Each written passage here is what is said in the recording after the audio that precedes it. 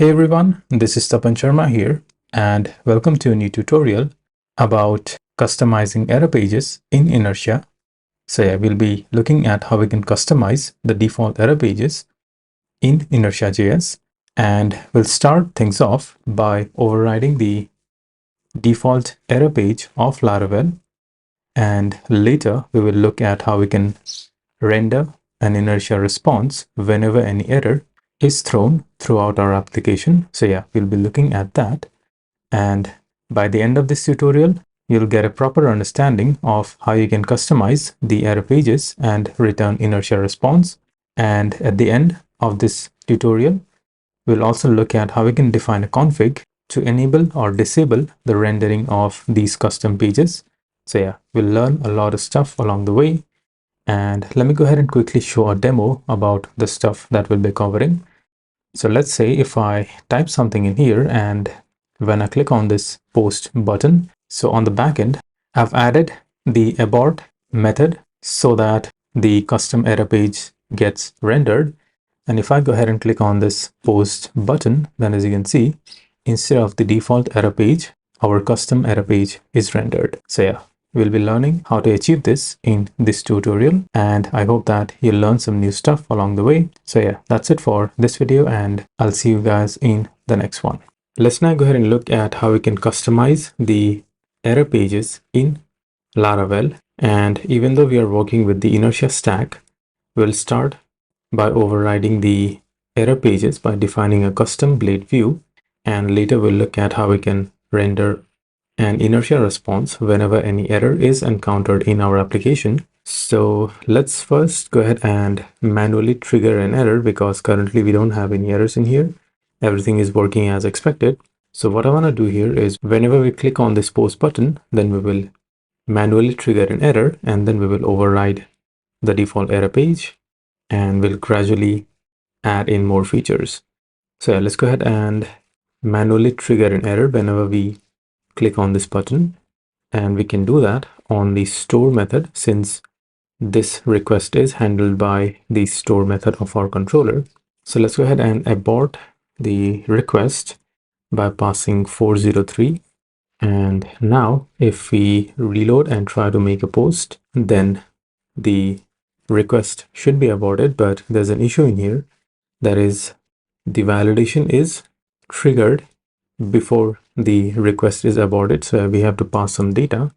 And then when we click on post, then as you can see, we get an error that this request is forbidden. And as you can see, this is the default error page that is displayed whenever any error is encountered in our application.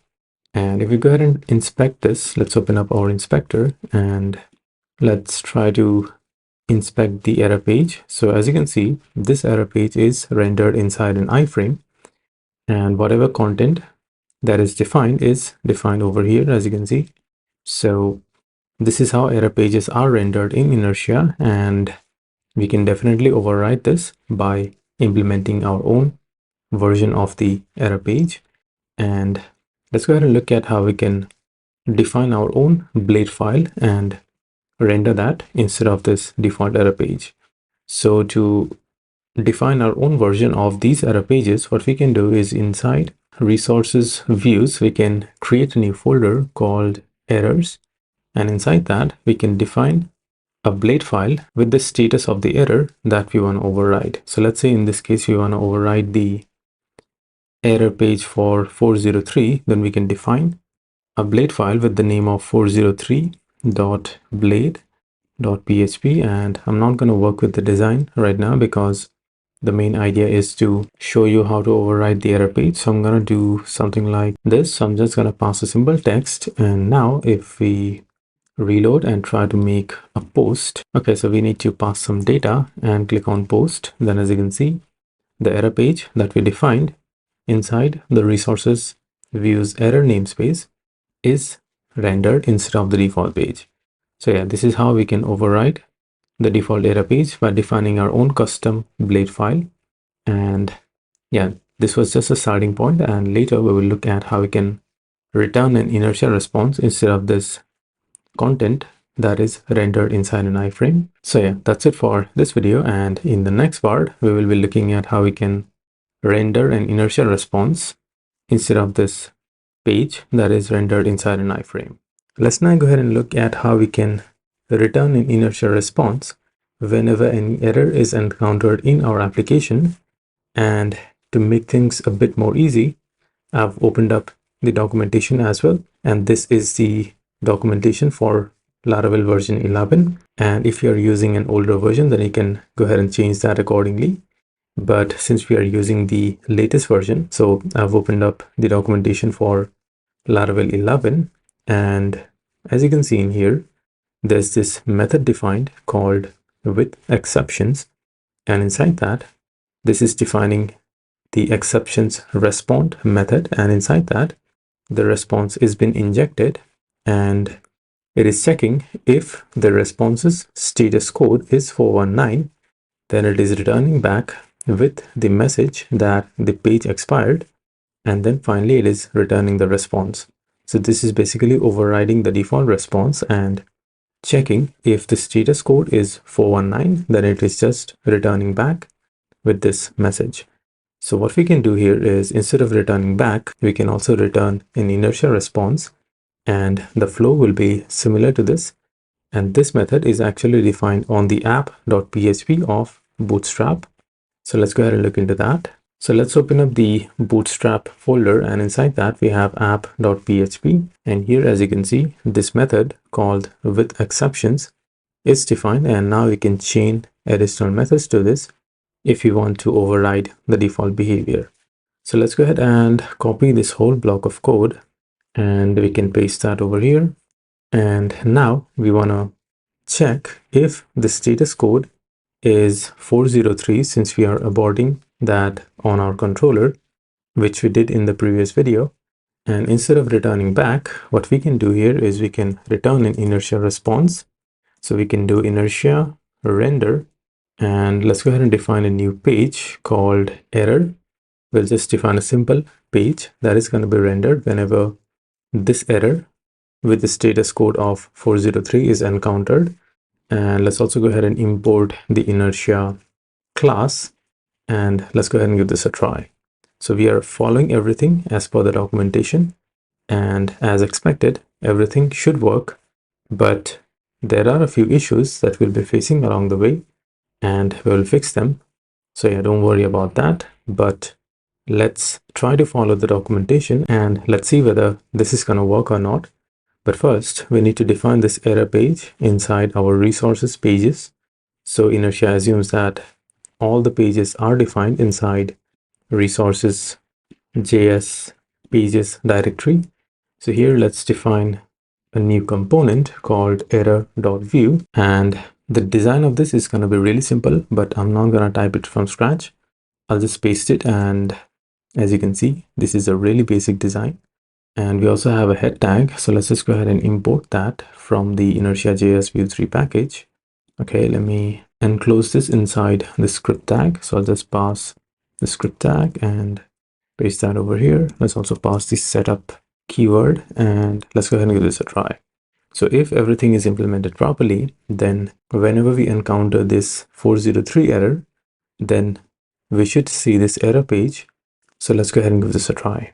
So I'll just open up our project and let's reload. And if I go ahead and type something and click on post, then as you can see, we are getting a blank page, and the page that we defined called error.vue is not rendering. So what's actually happening in here? So as for the documentation, this should be enough to render or to customize our default behavior, but it is not working. And even if we go ahead and look into the whole page, we don't really know what's actually happening. So it's kind of hard to figure out. So what we need to do is we need to import the response class from the appropriate namespace. And currently, if we go ahead and look into our code editor, so as you can see, this response class is being injected from somewhere, and by default, this points to a facade. So as you can see, class response extends facade, and this is the reason why the error page is not being rendered as expected. So let's go ahead and fix that. So this response class should be imported from the Symfony component HTTP Foundation response. So this is the response class that should be imported. And now if we go ahead and reload, I'll try to put some data and click on post. Then as you can see, the error page is rendered now. And since we are extending our guest layout, so yeah, all the markup that is defined inside guest layout is also included in here. And that's the reason we are seeing this Laravel logo. And this is not rendered. So we need to import the guest layout. So let's go ahead and do that from layouts, guest layout.vue. And okay, let's just go ahead and give this a try one more time and click on post. Okay, that is still not working. Okay, I forgot to compile the assets. So let's just go ahead and do that.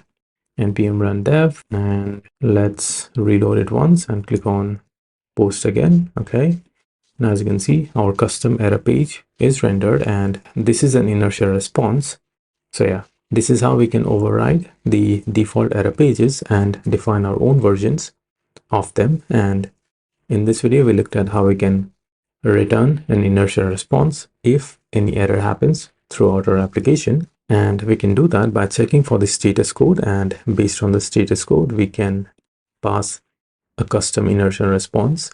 And in the next part, we will be looking at how we can define an error page, and this error page that we'll be defining in the upcoming video will render all the error pages, and we'll look at different conditions, and based on the status codes, we will be defining different types of messages. So yeah, we will be working on that in the next video.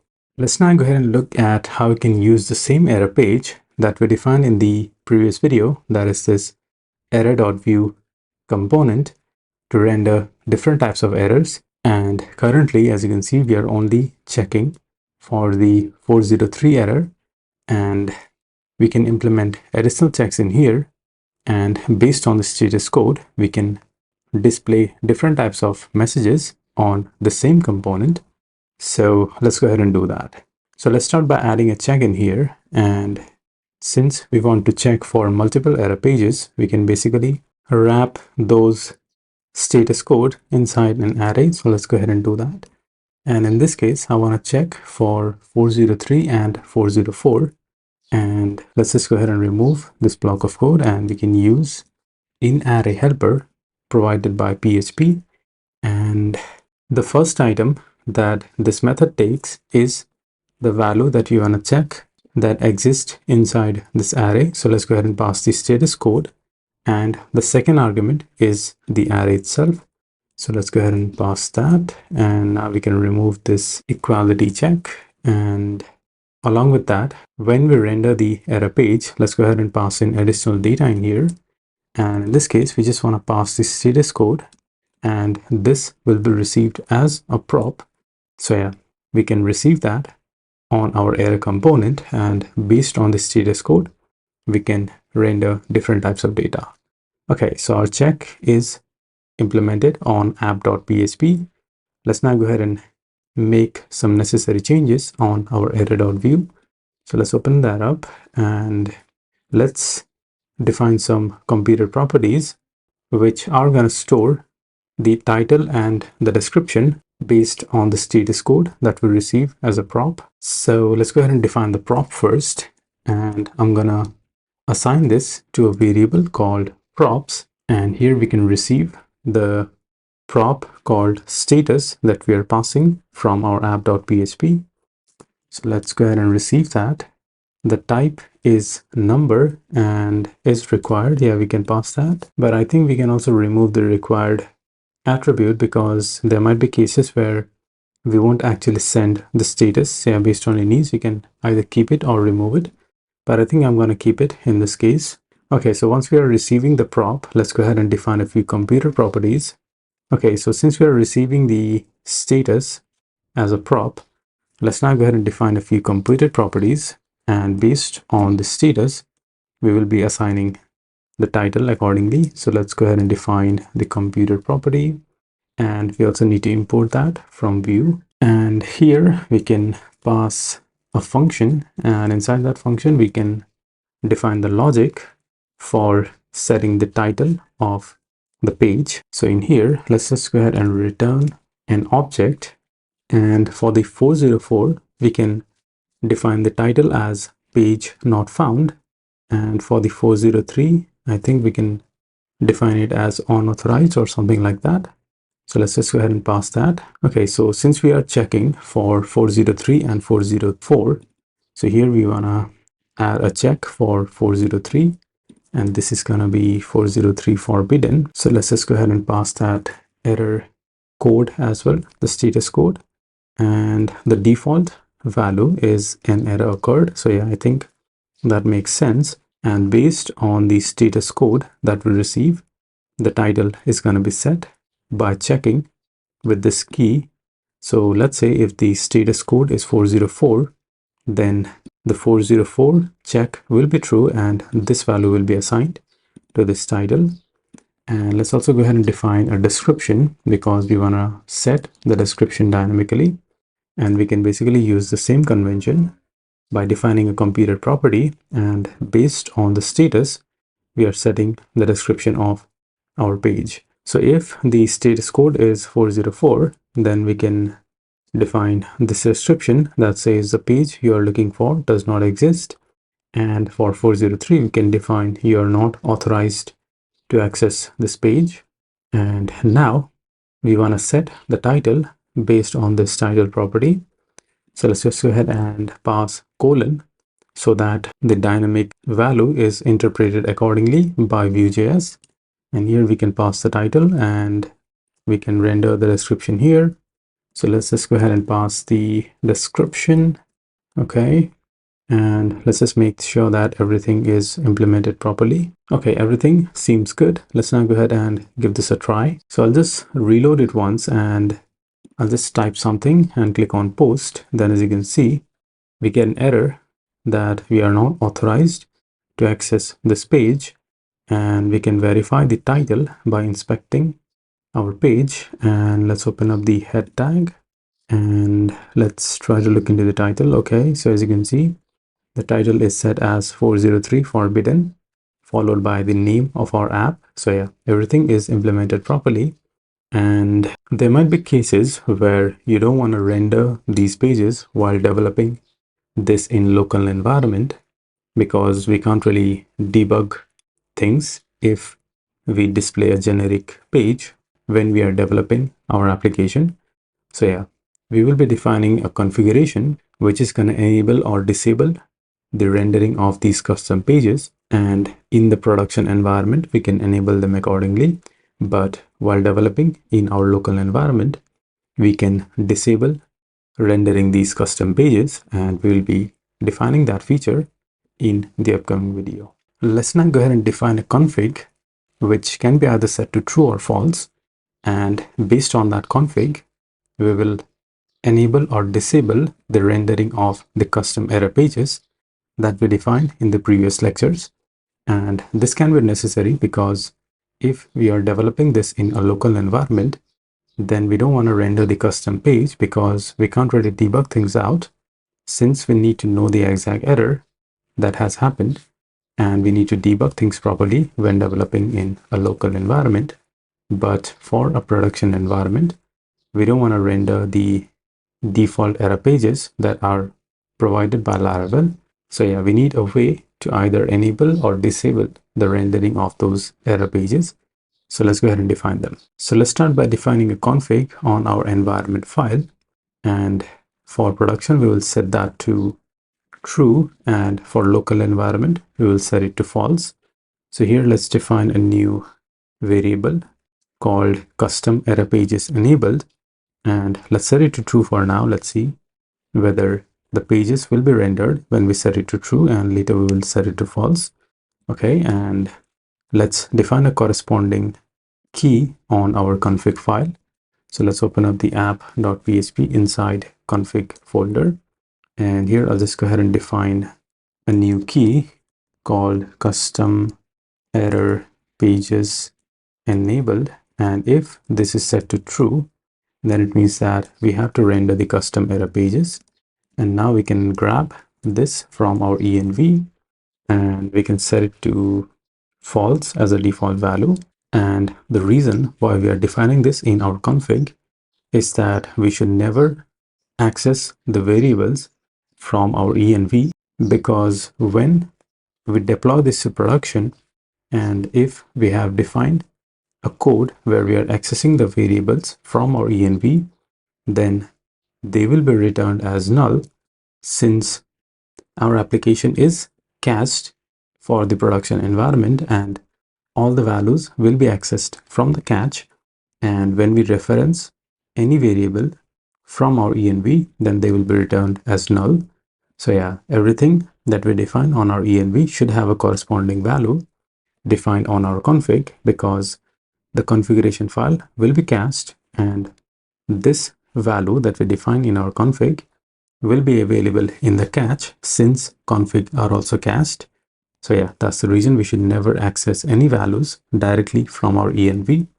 Okay, so once this is done, let's now go ahead and add a check on our app.php, and we can basically add that check over here, and we can check if the custom error pages enabled is set to true or false, and based on that we can either return an inertia response or the generic response will be returned if we don't return anything from here. So yeah, let's go ahead and define a function over here. Let's define a new function with the name of should render custom error page. And we can't really name this as protected function or public function because we are not defining this inside a class. So yeah, that's the reason we have to define a simple function that will return either true or false. And based on this return type, we will either return an inertia response or we won't return anything. And if we don't return anything, then the generic Laravel responses will be rendered. Okay, let's go ahead and define this. So here we want to check if the app's environment, so let's go ahead and pass that. And this environment is basically grabbed from our env again. So here we can set the environment as local or production or testing. So yeah, based on the environment, we can either render the custom page or render the default error page. So here we want to check if the app environment is local or testing, and here we can pass an array of data. So we want to check if it is local or testing, then in that case, we don't want to render the custom error pages, since an environment of local or testing means that we are developing this in a local environment. So here we just want to return false. Otherwise, what we can also do is we can check if the config's value. So let's go ahead and access the config. And inside that we have app.custom error pages enabled. So if this value is set to true, then it means that we have to render the custom error page. So in that case, we are just returning true. And now based on this function, we can either return an inertia response or we won't return anything from here. And when we don't return anything, then the default Laravel pages will be rendered. So let's just go ahead and check if we should render the custom error page, and if the response's status code is 403 or 404, then in that case, we will return an inertia response. So to return an inertia response, this has to be true, and this also has to be true. And if any one of them is false, then we won't return an inertia response. And in that case, the default error pages will be rendered.